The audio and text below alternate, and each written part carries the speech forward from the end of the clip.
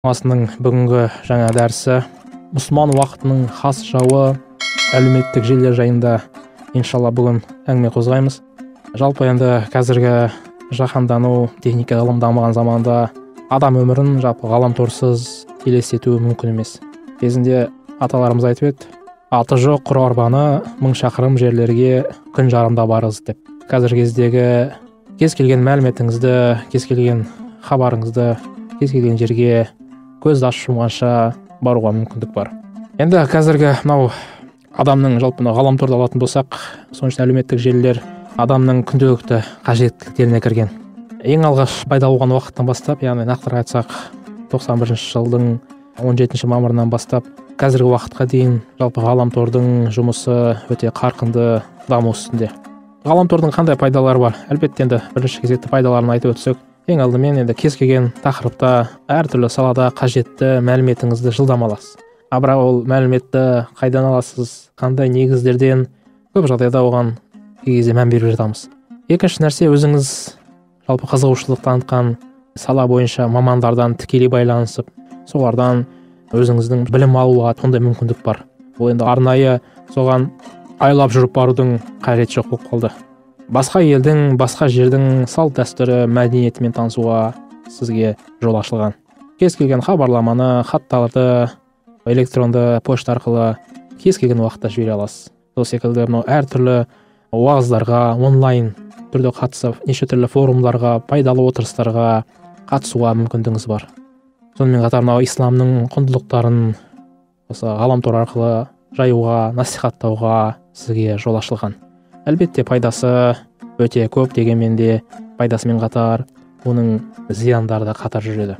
Енді ең бірінші зияны адамның ғаламторға тәуелді болуы.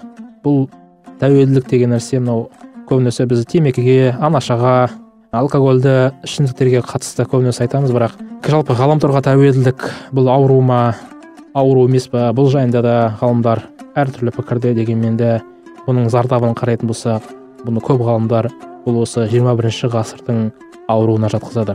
50 миллион тыңдарман қауымын мысалы радио 38 жылда жинай алса, теледидар 13 жылда жинайды екен. Ал ғаламтор болса небәрі 4 жылдың ішінде осы 50 миллион тыңдарманды өзіне бағындырып алуға шамасы бар екен.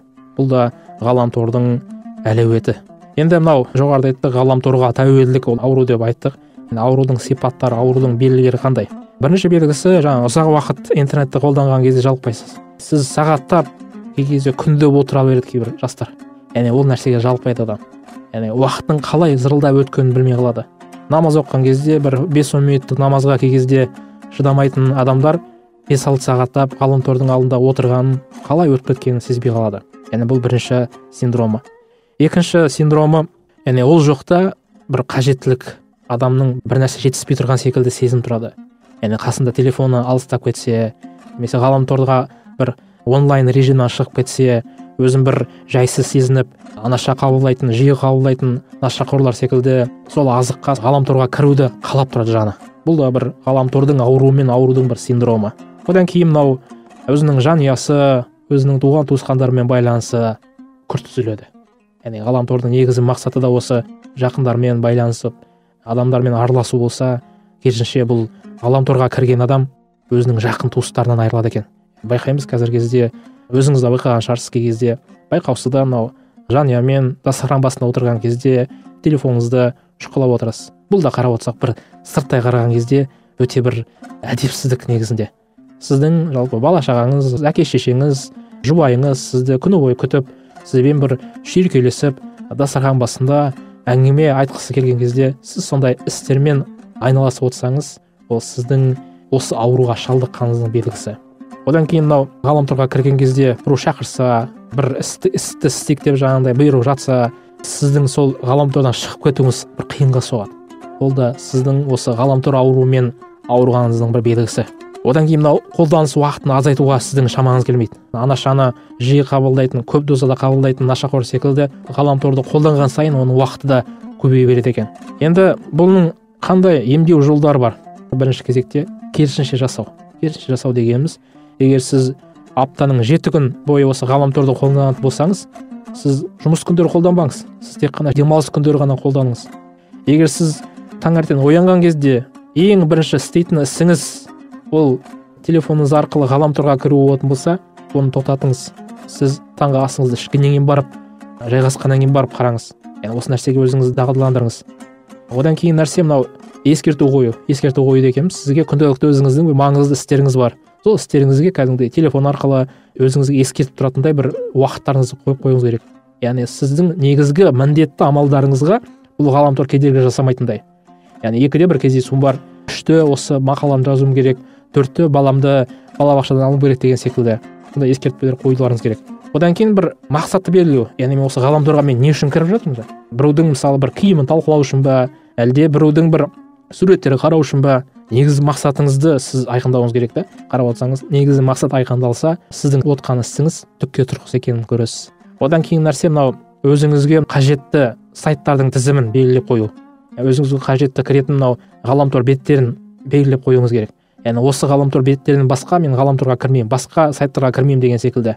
Және сонымен қатар мынау телефондарыңызға көп жағдайда мынау адамдардың ғаламторға көп кіруінің, басқа беттерге кіріп кетуінің бірден-бір себебі мынау ғаламтордағы жарнамалардың шығып тұруы. Яғни осы жарнамалардың шығып тұруына сіз компьютеріңізде болсын, жаңағыдай телефон құрылғыңызда болсын бір тосқауыл қойсаңыз, бұл да өз кезегінде ғаламторға көп отыруға бір тоқтау болады. Одан кейін бір уақытыңыз босай қалған кезде көбінесе жанұяңызбен, кітап оқумен, басқа да бір қызығушылықтарды, ойыңызда сондай қызығушылықтарға өзіңіздің былай ынтаңыздың оянуына өзіңіз күш жұмсаңыз. Яғни бұл ғаламтордың бірінші зияны, яғни ғаламторға деген тәуелділік, яғни ғаламтор ауруымен ауыру. Одан кейін нәрсе мына қарап отырса, ғаламторда тілдесу, сұхбаттасу сайттар көбейіп кеткен. Кейбір адамдар негізгі осы мақсаты да осы алыстағы достарымен хабарлама алып, араластыру болатын болса, ғаламтор кей кезде кейбір жігіттер, жас қыз келіншектер осы бір-бірімен күнделікті өмірде айта алмаған сөздерін осы ғаламтор арқылы айтып жеткізіп, өзі жаңа күнделікті өмірде екі сөздің басын құра алмайтын сондай бір жігіт болса, ғаламторда одан артық шешен жоқ. Сондай адамдар бар. Ғаламтордың бір негізгі зияндарының бірі осы тілдесу сайттарының көбеюі. Кей кезде болады адамның жаңағыдай махаббат сезімдерін оятып, көптеген мынау артық өкінішті жағдайларға барып жатқан кездер болады. Тіпті мынау басқа бір адамға осындай көңіліне жағатын, сондай сезімдерін оятатын сөздің айтудың өзі ол зинаға апаратын істерден болып табылады. Құран кәрім не дейді? «Уәлә тақрабу зина» дейді. Яғни зинаға жоламаңдар дейді. Кез келген зинаға апаратын іске жоламаңдар дейді Алла Тағала Құран кәрімде. Одан кейін нәрсе мынау жалпы білулеріңіз керек, ғаламтор деген нәрсе ол бір үлкен бір кір-қоқыс жәшігі. Кір-қоқыс жәшігі дегеніміз кез келген адам өзінің ойын, өзінің пікірлерін жаза алады сол ғаламторда. Яғни сіз соны қолданасыз да. Сол үшін осы кез келген бір мәліметті пайдаланған кезде сол мәліметтің ақиқаттылығына мән беруіңіз керек. Алла Тағала Құран кәрімде мындай аят бар, жалпы осы кез келген хабарға мән беру керектігі жайында. Сендерге бір пасық адам дейді, бір хабар әкелетін болса, ол хабардың ақиқаттылығына жетіңдер деген осы мағынада Құранда аят бар. Яғни ғаламтордағы кез келген мәліметке біз жіті мән беруіміз керек. Одан кейін мынау ғаламтордың бір зияндарының бірі компьютерлік ойындар. Қазіргі кезде тегін болсын, ақшалай болсын, көптеген компьютерлік ойындар бар. Басында кірген кезде көбі тегін болуы мүмкін. Бірақ ойнай келе адамды бір еліктіріп, қызықтырғаннан кейін сіз басқа бір деңгейге өту үшін енді осы деңгейден кейін сіз ақша төлеуіңіз керек деп сізге сондай хабарлама келіп тұрады. Яғни қарап отырсаңыз да бұл біріншіден сіздің уақытыңызға деген ысырапшылдық, екіншіден сіздің дүниеңізді босқа шашу деген сөзді. Сол үшін осындай ғаламторда онлайндық компьютер ойындарға өте мән беруіміз керек. Енді ең соңында негізгі ғаламторға кірудің өзіндік бір әдептері бар. Ең бірінші адам жақсы ниетпен, жақсы бір істі мақсат етіп бісміллә айтып кіру. Егер бісмілләсіз басталған іс, ол берекесіз деп пайғамбарымыздың хадисінде келеді. Сол үшін осы ғаламторға кірер кезде мен не мақсатпен кіріп жатырмын? Осы мақсатты орындайын, содан кейін мен шығайын деген секілді мақсатта ғана кіріп, бісмілләңізді айтып кіретін болсаңыз, иншалла ісіңіз берекелі болады. Одан кейін көзіңізді харамнан алыстауыңыз. Яғни ғаламтордағы шығып жатқан кейбір жарнамалардан көзіңізді алыстауыңыз сіз міндетті. Одан кейін жалғыз қалған кезде Алладан қорқуыңыз. Яғни адам кей кезде болады өзі адамдардың алдында өзін бір тақуа ретінде көрсетуі мүмкін.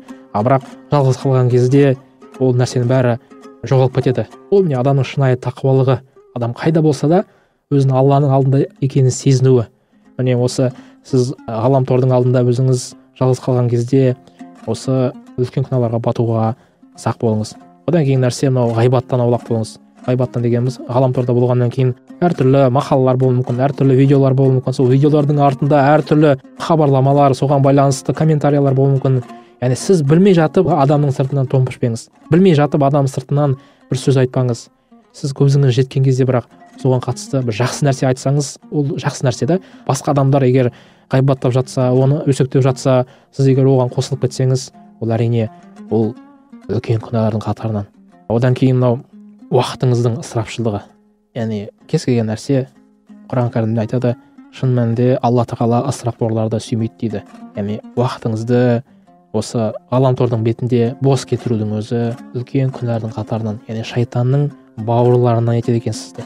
Сол үшін егер сіздің мынау ғаламтор, егер сіздің құлшылығыңызға, егер сіздің адал кәсіп жасауыңызға, сіздің мынау жақындарыңызбен араласуыңызға егер кедергі болып жатса, ол әлбетте харам болған істердің қатарынан болады. Сол үшін иншалла Алла тағала осы біздің уақытымыздың ең бір негізгі дұшпандарының бірі осы ғаламтордағы мәліметтерден сақ болайық иншалла. Тек қана пайдалы жолда ғана жұмсайық иншалла. Алла разы болсын.